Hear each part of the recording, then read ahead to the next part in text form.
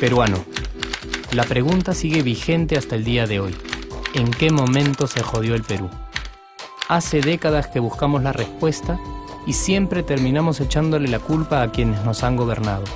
Es más fácil decir que nuestro Perú se hundió por la reforma agraria de Velasco, porque el arquitecto no le dio importancia al terrorismo, por culpa del primer gobierno de Alan y su tren cargado de inflación e inoperancia económica, por culpa del autogolpe, los Vladivideos y la corrupción en el gobierno Fujimori, por culpa de los whiskies y la hora cabana, por culpa de la mayoría de la clase política que gobernó y gobierna el Perú y que sigue viviendo en el escándalo y en la corrupción.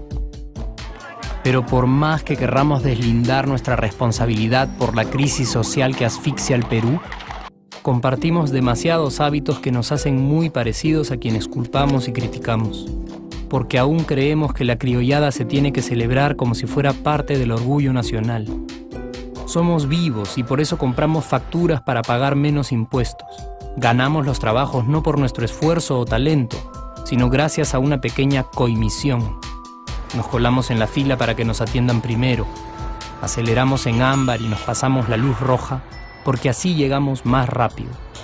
Somos tan vivos que si no encontramos estacionamiento, nos ponemos en el espacio azul reservado para las personas con discapacidad. Robamos la señal de cable, robamos electricidad y no nos consideramos ladrones.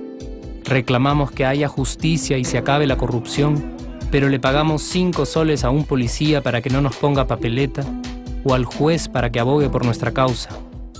Jamás le damos el pase a un transeúnte en el cruce peatonal porque en el Perú, si no eres vivo, no eres nadie. Pero si somos tan vivos, ¿por qué le tocamos bocina al semáforo en rojo, como si este fuera a escuchar nuestra ansiedad? ¿Por qué tiramos la basura en la calle, como si la ciudad perteneciera a cualquiera menos a nosotros? ¿Por qué nos quedamos callados y no protestamos cuando el chofer de la combi no deja de cometer imprudencias? ¿Por qué estamos tan interesados en saber qué vedette trampea con qué jugador, en vez de conocer algo sobre nuestra historia, nuestra economía, nuestra literatura, o al menos saber cuáles son nuestros derechos más elementales?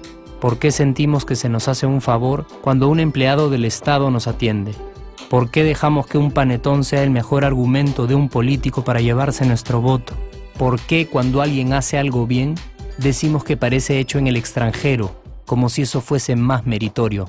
¿Por qué no nos sentimos orgullosos de nuestra diversidad cultural? ¿Y por qué, si somos tan vivos, seguimos alimentando este círculo vicioso que no nos deja avanzar como sociedad y nación? Es cierto que nuestros niveles educativos dan pena, y si queremos llegar a ser un país con posibilidades de desarrollo, se tiene que invertir en escuelas y capacitar a los maestros.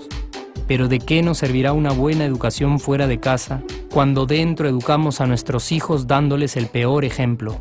Es cierto que se necesitan medidas urgentes para frenar la ola de delincuencia y violencia que azota al país. Pero ¿de qué nos servirá pacificar las calles cuando en nuestros hogares la violencia física y psicológica parece haberse institucionalizado? Es cierto que se necesita una verdadera reforma judicial para que en el Perú se pueda hablar de justicia, pero ¿de qué servirá lograrlo cuando la mayoría de nosotros sigue avalando la ley del más fuerte, del más rico, del más vivo? Es cierto que para reducir los conflictos sociales se requiere del diálogo, pero ¿de qué nos servirá ese diálogo si seguimos pensando que dialogar es imponer nuestras ideas y no escuchar al que piensa diferente a nosotros? Es cierto que necesitamos mejores leyes de inclusión social y muchísimos más proyectos de integración. Pero ¿de qué nos servirán estas leyes y proyectos si hasta el día de hoy la publicidad peruana define nuestros estratos socioeconómicos por el color de la piel y a nadie le parece raro? Si hasta el día de hoy seguimos avergonzándonos de nuestras diferencias o sintiéndonos superiores por estas mismas diferencias. Es cierto, es mucho más fácil echarle la culpa de absolutamente todo a nuestros gobernantes. Pero la realidad es que el Perú se hunde en exacta proporción a esa viveza que alimentamos todos día tras día. Sí, somos nosotros la materia prima con la que se hace este país. Y si no corregimos nuestros hábitos, si nuestra materia prima sigue adulterada, Cualquier producto que hagamos también saldrá adulterado. Y por más logros que obtengamos en nuestra economía, en los deportes, en las artes, en nuestra cocina, por más orgullosos que nos sintamos de nuestros representantes, de nuestra historia, de nuestras maravillas o de nuestra creatividad, si no cambiamos estos hábitos, seguiremos preguntándonos ¿en qué momento se jodió el Perú? Yo ya estoy harto de esa pregunta. Estoy harto de ver cómo un país con tantas posibilidades y oportunidades, con tantas riquezas naturales y con tanta historia, tenga que seguir viviendo en el subdesarrollo solo porque no nos creemos capaces de vivir de otra manera. Estoy harto de que las desgracias de nuestros vecinos sean nuestro mejor consuelo.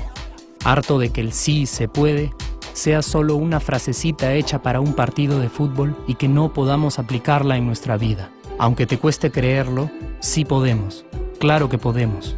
Pero depende de que tú y yo comencemos a trabajar en ello de una vez por todas.